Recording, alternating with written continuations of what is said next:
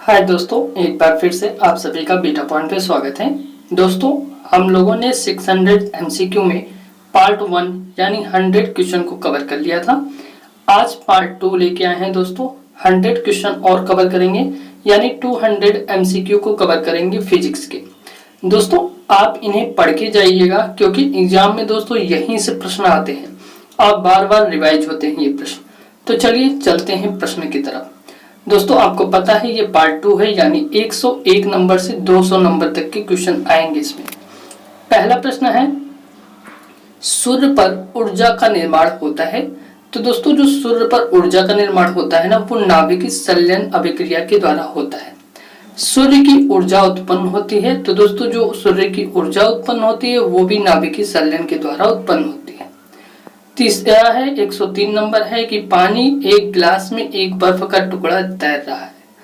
और दोस्तों, क्या होगा जब बर्फ पिघलेगी ना, तो पानी का जो स्तर है उस पर कोई प्रभाव नहीं पड़ेगा, यानी पानी उतना का उतना ही रहेगा। अगला है कि पानी से भरी डाट लगी बोतल जमने से टूट जाती है। तो दोस्तों, जब बर्फ जलता है यानी जमता है जल, तो क्या होता है उसका आयतन बढ़ जाता है, इसलिए जो दोस्तों पानी की नली में डाट लगी होती है ना, वो फट जाती है। अगला प्रश्न है दोस्तों, इंपॉर्टेंट है, 105 नंबर है कि लैंप की बत्ती में तेल चढ़ता है। तो हम आपको बता दिए हैं दोस्तों, ये कैपिलरी क्रिया के कारण यानी केशिकात्व के कारण होती है। अगला प्रश्न है कि साबुन की बुलबुले के अंदर का दाब है। तो दोस्तों, साबुन के अंदर के जो बुलबुले होते हैं ना, उनका जो दाब होता है वो वायुमंडलीय दाब से अधिक होती है, इसलिए दोस्तों साबुन की बुलबुले बहुत जल्दी क्या होते हैं, फूट जाते हैं। अगला है कि जब शुद्ध जल में डिटर्जेंट डाला जाता है तो पृष्ठ तनाव क्या होगा। तो दोस्तों, उसका जो पृष्ठ तनाव है ना वो घट जाएगा, शुद्ध जल का पृष्ठ तनाव घट जाएगा। अगला है दोस्तों, आर्किमिडीज का नियम किससे संबंधित है। तो दोस्तों, ये प्लवन के नियम से संबंधित है। किसका? आर्किमिडीज का सिद्धांत या नियम। अगला प्रश्न है कि तेल जल के तल पर फैल जाता है, क्योंकि दोस्तों तेल का जो पृष्ठ तनाव है वो जल से क्या होता है, कम होता है, इसलिए दोस्तों ये तेल जो है ना वो जल के सतह पर क्या करता है, फैल जाता है, पृष्ठ तनाव कम होने के कारण। अगला प्रश्न है दोस्तों, द्रव की बूंद की आकृति गोलाकार होने का कारण है। तो दोस्तों, द्रव की जो बूंदे है ना उनकी आकृति गोलाकार होने का कारण पृष्ठ तनाव है। वर्षा की बूंदे गोलाकार होती है, तो दोस्तों वो सतही तनाव के कारण होती है, न कि दोस्तों पृष्ठ तनाव के कारण होती है। तो इन बातों को आप ध्यान दीजिएगा। द्रव की बूंद की बात करें तो पृष्ठ तनाव ऑप्शन सही रहेगा। अब वर्षा की बूंद की बात करें तो दोस्तों सतही तनाव के कारण होगा। तो क्वेश्चन एक साथ लाए गए हैं ताकि आपको कंफ्यूजन जो भी है वो दूर हो जाए। एक द्रव की बूंद प्रकृति गोल आकार लेने की होती है, जिसके कारण दोस्तों, तो हम आप बता दें, एक जो द्रव की बूंद है ना वो गोला आकृति लेने का क्या उसका कारण है, वो दोस्तों पृष्ठ तनाव के कारण अपनी आकृति को गोले आकार में ले लेती है। अगला प्रश्न है कि स्थिर पानी में मिट्टी का तेल डालने पर मच्छर कम होते हैं, क्योंकि दोस्तों क्या होता है ना, जब स्थिर पानी है या कोई जल है उसमें हम मिट्टी का तेल डालते हैं तो दोस्तों लार्वा के सांस में बाधा डाल देता है, जो मच्छर होते हैं उनके सांस में बाधा डालता है। अगला प्रश्न है, पानी से निकलने पर शेविंग ब्रश के बाल आपस में चिपक जाते हैं, इसका क्या कारण है। तो दोस्तों, आप शेविंग करते होंगे, शेविंग ब्रश इस टाइप का होता है, ठीक है, पकड़ने वाला, और जब हम पानी में डालते हैं तो इसके जो बाल है ना, ब्रश होते हैं ना, वो क्या होते हैं, चिपक जाते हैं, वो पृष्ठ तनाव के कारण होता है दोस्तों। अगला प्रश्न है, इंपॉर्टेंट है, ध्यान दीजिएगा। स्थिर गति से जा रही खुली कार में बैठा एक बालक गेंद को हवा में सीधे ऊपर फेंकता है। तो दोस्तों गेंद गिरेगी, तो दोस्तों गेंद उसके हाथ में ही गिरेगी, क्योंकि जिस वेग से वो जा रहा है ना उसी वेग वही वेग गेंद पर भी कार्य करेगा, यानी गेंद उसके ठीक हाथ में आ जाएगा और आगे पीछे नहीं गिरेगा। अगला प्रश्न है कि जेट इंजन किस सिद्धांत पर कार्य करता है। हम आपको बताएं हैं कि किस सिद्धांत पर कार्य करने वाले सभी जो क्वेश्चन है आप पढ़ के जाइएगा। तो दोस्तों ये रैखिक संवेग संरक्षण के नियम सिद्धांत पर आधारित है, जबकि आर्किमिडीज का जो सिद्धांत है दोस्तों वो किस पर आधारित है, वो ऊर्जा संरक्षण के नियम पर आधारित है।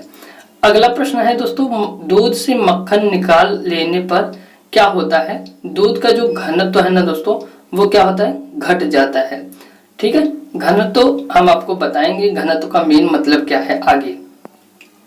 जब किसी वस्तु को पृथ्वी से चंद्रमा पर ले जाया जाता है तो क्या होता है दोस्तों, उसके भार में कमी आ जाती है, यानी उसका द्रव्यमान तो सेम होगा लेकिन जी का मान क्या हो जाएगा दोस्तों, कमी आ जाएगी, 1/6 हो जाता है पृथ्वी की तुलना में। ये हम बता चुके हैं दोस्तों। ऐसे ही प्रश्न बार बार पूछे जाते हैं तो आप इन्हें पढ़ के जाइए। जब एक जल वस्तु की गति को दोगुनी कर दिया जाता है तो उसकी गतिज ऊर्जा क्या होगी। तो दोस्तों गतिज ऊर्जा का सूत्र जानते हैं, K बराबर 1/2 mv²। अब इसको हम दोगुना कर देंगे तो ये 2 दूनी 4 हो जाएगा। ठीक है दोस्तों, तो इसकी जो काइनेटिक एनर्जी है वो कितनी गुनी हो जाएगी, 4 गुनी हो जाएगी।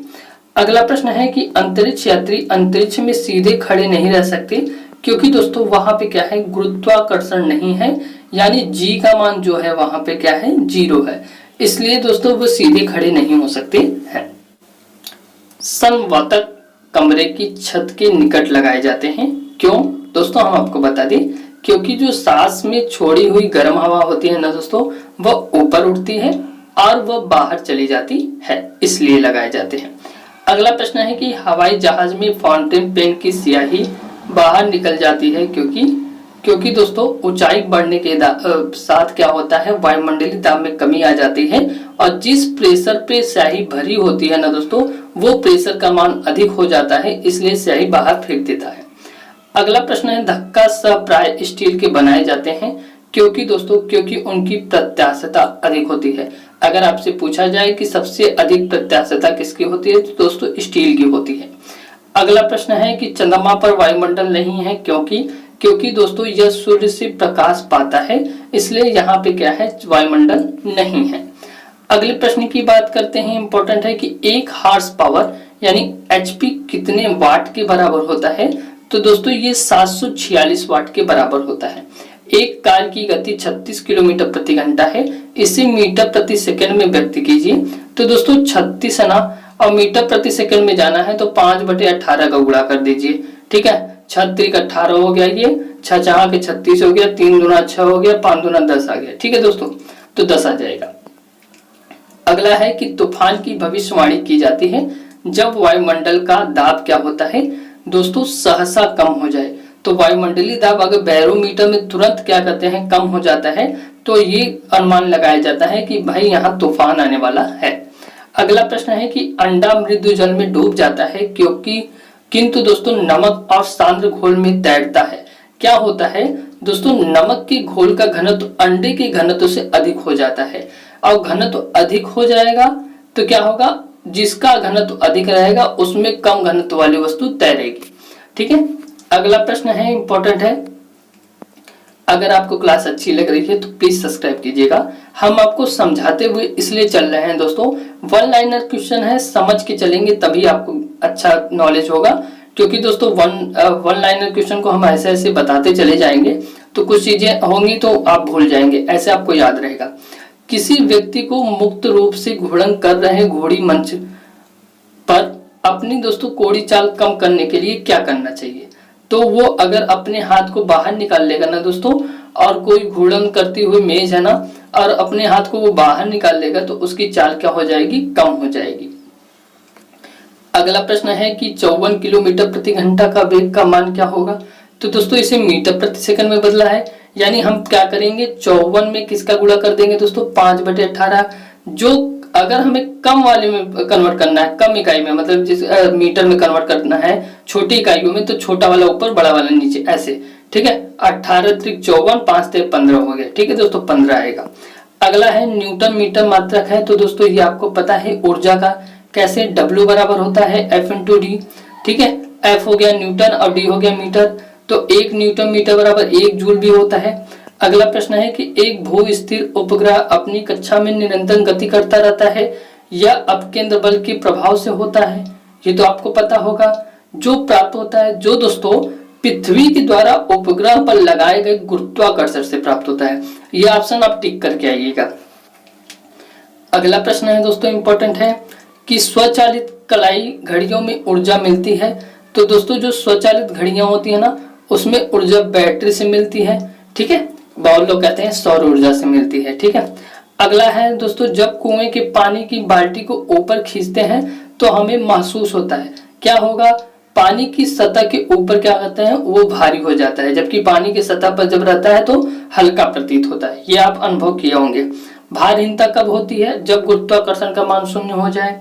अगला प्रश्न है कि एक नदी में चलता हुआ जहाज समुद्र में आता है तो उसका जलस्तर क्या होगा, थोड़ा ऊपर उठ जाएगा। क्यों दोस्तों, वो किसके कारण होता है, पृष्ठ तनाव के कारण नहीं होता है, वो घनत्व के कारण होता है। समुद्र के पानी का घनत्व थोड़ा अधिक होता है। अगला है दोस्तों कि लोहे की कील पारे में तैरती है जबकि पानी में डूब जाती है, क्योंकि दोस्तों लोहे का जो घनत्व होता है वो पानी से अधिक होता है और पारे से कम होता है, तभी पारे में तैरता है और पानी में क्या होता है, डूब जाता है। अगला है जब एक ठोस की पिंड को पानी में डुबोया जाता है तो उसके भार में ह्रास होता है। यह ह्रास कितना होता है, तो भाई जो जिस ठोस को हम डुबा रहे हैं वो जितना पानी यहाँ से विस्थापित करे, भाई हम पानी में कुछ डालेंगे तो पानी ऊपर बाहर निकल जाएगा, जितना पानी बाहर निकलेगा, ठीक है, जितना पानी विस्थापित करेगा उतना ही उसके भार में ह्रास होगा। बर्फ पानी में तैरती है परंतु अल्कोहल में डूब जाती है। क्यों, क्योंकि दोस्तों बर्फ पानी से हल्की होती है और क्या होता है, अल्कोहल से भारी होता है। दोस्तों चलती हुई बस में अचानक ब्रेक लगती है तो उसमें बैठे हुए यात्री आगे की दिशा में गिरते हैं। इसको किसके द्वारा समझाया जा सकता है, तो दोस्तों ये न्यूटन का पहला नियम है और इसे ही जड़त्व का नियम भी कहते हैं। अगला प्रश्न है दोस्तों कि रॉकेट की कार्य प्रणाली किस सिद्धांत पर आधारित है, तो दोस्तों रॉकेट की कार्य प्रणाली संवेग संरक्षण पर आधारित है। अगला प्रश्न है 142 नंबर, अश्व यदि एकाएक चलना प्रारंभ कर दे तो अश्वारोही की गिरने की आशंका के क्या कारण है। तो दोस्तों अगर अश्व खड़ा है तो विराम स्थिति में है और झटके में चल देता है तो दोस्तों वो विराम जड़त्व के कारण क्या होता है, अश्वारोही गिर जाता है। अगला प्रश्न है दोस्तों अगला प्रश्न है कि क्रिकेट का खिलाड़ी तेजी से आती हुई बॉल को क्यों अपने हाथ में पीछे खींचकर पकड़ता है, तो दोस्तों पीछे खींच के इसलिए पकड़ता है ताकि बॉल विश्राम स्थिति में आ सके। अगला प्रश्न है कि प्रेशर कुकर में खाना जल्दी पक जाता है, इसका कारण क्या है, इसका कारण यह है कि पानी का क्वथनांक बढ़ जाता है, इसलिए दोस्तों क्या होगा कि प्रेशर कुकर में खाना जल्दी पक जाता है।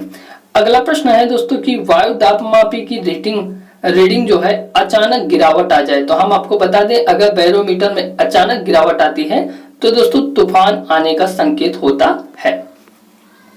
अगला प्रश्न है दोस्तों, ये सारे प्रश्न घुमा के पूछे जाते हैं कि हाइड्रोजन से भरा हुआ पॉलीथीन का एक गुब्बारा पृथ्वी तल से छोड़ा जाता है, वायुमंडल की ऊंचाई पे जाने से क्या होगा दोस्तों, उसके अमाप में वृद्धि हो जाएगी, मतलब उसके आकार में क्या होगी, थोड़ी वृद्धि हो जाएगी दोस्तों। अगला प्रश्न है 147 नंबर है कि एक धावक लंबी छलांग लगाने से पहले कुछ दूरी तक दौड़ता है। क्यों दौड़ता है दोस्तों, क्योंकि छलांग लगाते समय उसके शरीर की गति जड़ता जो होती है दोस्तों उसको ज्यादा दूरी तय करने में मदद करती है। तो गति जड़ता का मतलब क्या हुआ, गति जड़त्व से, यानी एकाएक अगर हम किसी चीज पे क्या कहते हैं बल लगा देंगे तो उससे हमें अधिक छलांग मिलेगा। अगला प्रश्न है कि भिन्न भिन्न द्रव्यमान के दो पत्थरों को एक भवन के शिखर के एक साथ गिराया जाता है। तो दोस्तों हम आपको बता चुके हैं कि जब भी कोई भी पिंड एक साथ गिराया जाएगा तो उनका जो त्वरण होता है ना दोस्तों समान होता है और दोनों जमीन पर एक साथ ही पहुंचेंगे।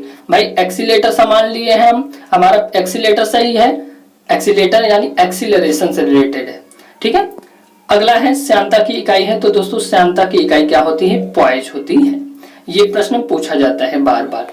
अगला प्रश्न है कि प्रकाश का रंग निर्धारित होता है इसकी तरंग दैर्ध्य से, कि किसकी तरंग दैर्ध्य सबसे ज्यादा है किसकी कम है, उससे प्रकाश के हम रंग को निर्धारित कर सकते हैं। पानी में हवा का बुलबुला वैसे काम करेगा जैसे करता है, तो दोस्तों जैसे अवतल लेंस कार्य करता है ना उसी तरीके से पानी में हवा का बुलबुला कार्य करता है। अगला है कि जब पृथ्वी के पृष्ठ पर सूर्य का प्रकाश प्राप्त करते हैं तो दोस्तों ये प्रकाश किस प्रकार की किरण पुंज है, तो दोस्तों जो भी प्रकाश पड़ती है हमारी पृथ्वी पर ना ये समांतर किरण पुंज होती हैं, यानी प्रकाश की किरणें समांतर पड़ती हैं। अगला है दोस्तों कि माध्यम के तापमान में वृद्धि के साथ प्रकाश की गति क्या होगी, तो दोस्तों प्रकाश की गति पर कोई प्रभाव नहीं पड़ता है, माध्यम के तापमान से वो वैसा का वैसा ही रहेगा। प्रकाश छोटे छोटे कणों से मिलकर बना है जिसे हम कहते हैं, तो दोस्तों ये आपको पता होगा, जिसे हम फोटॉन कहते हैं। प्रकाश तरंग किस प्रकार की तरंग है?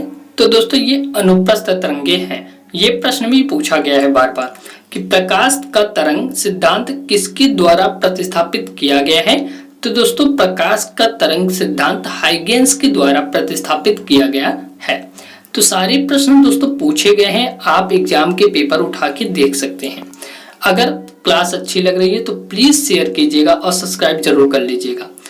अपवर्तक दूरबीन में क्या होता है? तो दोस्तों अपवर्तक दूरबीन में असमान फोकस दूरी की 2 उत्तल लेंस लगे होते हैं अपवर्तक दूरबीन में, ठीक है, ये बात ध्यान दीजिएगा। अगला है कि आकाश में नीला रंग प्रकट होने के साथ संबंधित प्रकाश की परिघटना है। तो दोस्तों आकाश में जो नीला रंग प्रकट होने का है ना, संबंधित प्रकाश की परिघटना, वो प्रकीर्णन के कारण होती है। अगला है कि जब प्रकाश किरण एक माध्यम से दूसरे माध्यम में जाती है तो दोस्तों इसकी आवृत्ति क्या रहती है? समान रहती है, आवृत्ति में कोई परिवर्तन नहीं होता, ठीक है। इसका मतलब है कि अगर प्रकाश की किरण एक माध्यम से, आपतित किरण है ये, और एक माध्यम से दूसरे माध्यम में जा रही है, तो दोस्तों ये तो विचलित हो जाएगी या तो इधर झुक जाएगी, लेकिन इसकी आवृत्ति समान होती है। अगला प्रश्न है 160 नंबर है कि आकाश का रंग नीला प्रतीत होता है क्योंकि दोस्तों क्योंकि छोटी तरंगदैर्घ्य प्रकाश की बड़ी तरंगदैर्घ्य वाले प्रकाश की अपेक्षा दोस्तों वायुमंडल में नीला प्रतीत होता है, इसलिए आकाश का रंग क्या होता है? नीला प्रतीत होता है। अगला है किस गुणधर्म के कारण पानी से भरे बर्तन में डुबोई गई छड़ी मुड़ी हुई दिखाई देती है?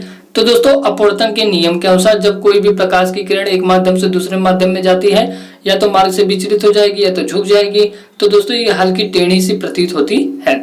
पूर्ण आंतरिक परावर्तन होता है जब प्रकाश जाता है। तो दोस्तों जब प्रकाश हीरे से कांच में जाता है ना, तो पूर्ण आंतरिक परावर्तन होता है। अगला प्रश्न है कि इंद्रधनुष बनने का कारण क्या है? तो दोस्तों इंद्रधनुष बनने का कारण है वायुमंडल में सूर्य की किरणों के जल की बूंदों के द्वारा परावर्तन। जब भी बरसात होती है दोस्तों तो आपको मिलेगा इंद्रधनुष देखने का, और प्रकाश की किरण जब भी बूंदों के द्वारा परावर्तित होती हैं तब क्या होता है दोस्तों? तब इंद्रधनुष बनता है। अगला प्रश्न है कि मृग तृष्णा उदाहरण है? तो दोस्तों ये पूर्ण आंतरिक परावर्तक का उदाहरण है मृग तृष्णा। कभी कभी आप सड़कों पे जाते होंगे तो सड़क चमकती हुई पानी जैसी दिखाई देती है, तो दोस्तों ये क्या होता है? ये पूर्ण आंतरिक परावर्तन के कारण होता है। प्रकाश में ध्रुवण की परिघटना से यह सिद्ध होता है कि दोस्तों प्रकाश तरंगे हैं। तो दोस्तों प्रकाश तरंगे कौन से तरंगे हैं? अनुप्रस्थ तरंगे हैं, इसलिए ध्रुवण की घटना होती है। अगला है ये दोस्तों प्रकाश से आ गया, ठीक है, सारे चैप्टर वाइज हैं, आप इन्हें पढ़ के जाइए। प्रकाश विकिरण की प्रकृति होती है। तो दोस्तों जो प्रकाश विकिरण होता है उसकी प्रकृति होती है तरंग एवं कण दोनों के समान होती है। अगला है कि तरंग ताल वास्तविक गहराई से कम गहरा दिखाई देता है, इसका कारण है, इसका कारण दोस्तों अपवर्तन ही होता है। अगला प्रश्न है कि एक तालाब के किनारे एक मछुआरा मछली को भाले से मारने की कोशिश कर रहा है, तदनुसार उसे निशाना कैसे लगाना चाहिए? तो दोस्तों अगर पानी में मछली है तो वो ऊपर प्रतीत होगी, हल्की सी ऊपर लगेगी, ऊपर है तो वो निशाना कहाँ लगाएंगे? मछली दिखाई दे, जहां मछली दिखाई दे उसके ऊपर निशाना लगाना चाहिए, ठीक है दोस्तों। अगला प्रश्न है कि कपड़ों को धोते समय हम नील का प्रयोग करते हैं, उसकी दोस्तों सही वर्ण संयोजन के कारण क्या होता है कि कपड़े को धोते समय हमें नील का प्रयोग करना चाहिए, क्योंकि दोस्तों उसका जो सही वर्ण संयोजन है उसके कारण, नहीं तो कपड़े का रंग क्या हो जाता है दोस्तों? उड़ जाता है। अगला प्रश्न है दोस्तों पीले रंग का पूरक रंग है, तो पीले का पूरक रंग होता है दोस्तों नीला। अगला है कि अंतर्दर्शी क्या है? तो दोस्तों अंतर्दर्शी यह एक आहार नाल के भीतर देखने के लिए प्रयुक्त एक प्रकाशिक यंत्र है। तो दोस्तों आहार नाल के अंदर देखने के लिए जो प्रकाशिक यंत्र हम यूज करते हैं उसे अंतर्दर्शी यानी इंडोस्कोप कहते हैं। मायोपिया से क्या तात्पर्य है? तो दोस्तों मायोपिया निकट दृष्टि दोष से रिलेटेड होता है, जबकि दोस्तों दूर दृष्टि दोष की बात करें तो इसका पूरा नाम होता है हाइपरमेट्रोपिया। तो दोस्तों हाइपरमेट्रोपिया का जो अर्थ है वो दूर दृष्टि से है, जबकि मायोपिया का क्या है संबंध निकट दृष्टि दोष से है। अब देखिए दोस्तों इंपॉर्टेंट प्रश्न आ रहे हैं सारे। एक आदमी 10 मीटर से अधिक दूरी की वस्तु को नहीं देख पाता, वह किस दोष से पीड़ित है? तो दोस्तों अगर वो 10 मीटर से अधिक दूरी वस्तु को नहीं देख पा रहा है तो वो मायोपिया रोग से पीड़ित है। यदि एक मनुष्य 1 मीटर से कम दूरी की वस्तु को स्पष्ट नहीं देख पाता है तो वह व्यक्ति किस दोष से पीड़ित होगा? तो दोस्तों वो दूर दृष्टि दोष से पीड़ित होगा। अगला है कि ल्यूमेन एकक है, तो दोस्तों ल्यूमेक एक ज्योति फ्लक्स का क्या है मात्रक है। अगला प्रश्न है दोस्तों इंपॉर्टेंट है कि दूरबीन क्या है? तो दोस्तों टेलीस्कोप बोलते हैं दूरबीन को। यह दूर की वस्तुओं को देखने का एक यंत्र होता है। अगला है कि सूर्य के प्रकाश को धरती की सतह पर पहुंचने में कितना समय लगता है? आपको पता होगा 8.5 मिनट लगता है। अगला प्रश्न है दोस्तों, इसको हम टोटल कह सकते हैं कि 500 मिनट लगता है। प्रकाश की गति है, तो दोस्तों प्रकाश की गति 3 × 10⁸ मीटर प्रति सेकंड होता है। सूर्य ग्रहण के समय सूर्य कौन सा भाग दिखाई देता है? तो दोस्तों किरीट भाग दिखाई देता है, जिसे हम कोरोना के नाम से भी जानते हैं।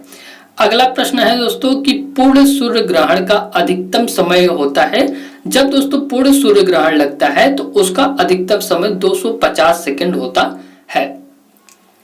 अगला प्रश्न है दोस्तों कि सूर्य ग्रहण तब होता है जब दोस्तों सूर्य और पृथ्वी के बीच में क्या हो जाए दोस्तों, चंद्रमा आ जाता है तब। और दोस्तों इसकी ट्रिक हम आपको याद करने की बता चुके हैं।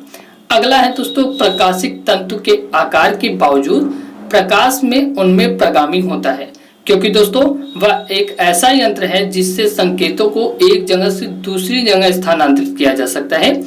इस परिघटना पर आधारित है, तो दोस्तों ये प्रकाश की पूर्ण आंतरिक परावर्तन परिघटना पर आधारित है। अगला है कि प्रकाश वायु की अपेक्षा कांच में मंद गति से चलता है, क्योंकि दोस्तों वायु का अपवर्तनांक कांच के अपवर्तनांक से क्या होता है, कम होता है। इसलिए दोस्तों प्रकाश कांच में मंद गति से चलता है।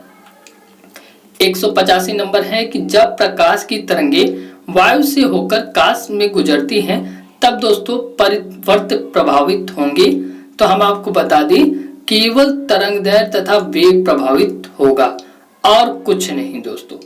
अगला प्रश्न है दोस्तों इंपॉर्टेंट है, ध्यान दीजिएगा, बड़ा प्रश्न है कि जब एक व्यक्ति तीव्र प्रकाश के क्षेत्र से अंधेरे कमरे में प्रवेश करता है तो उसे कुछ समय के लिए दोस्तों स्पष्ट नहीं दिखता है, बाद में धीरे धीरे उसे चीजें दिखाई देने लगती हैं। इसका क्या कारण है?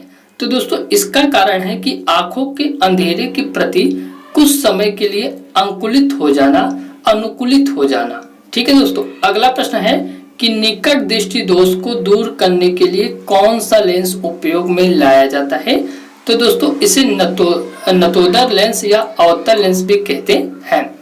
तो निकट दृष्टि दोष के लिए निवारण के लिए अवतल लेंस का प्रयोग किया जाता है। अगला प्रश्न है कि अवतल लेंस हमेशा किस प्रकार का प्रतिबिंब बनता है?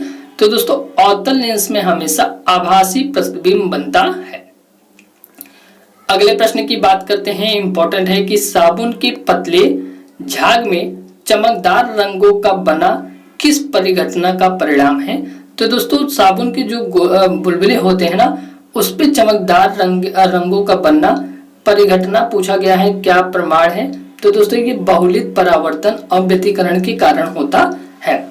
अगला प्रश्न है कि कार में दृश्य अवलोकन के लिए यानी दृश्य को देखने के लिए किस प्रकार के शीशे का प्रयोग किया जाता है? तो दोस्तों कार में जो साइड में शीशा लगा होता है ना देखने के लिए, वो उत्तल दर्पण होता है।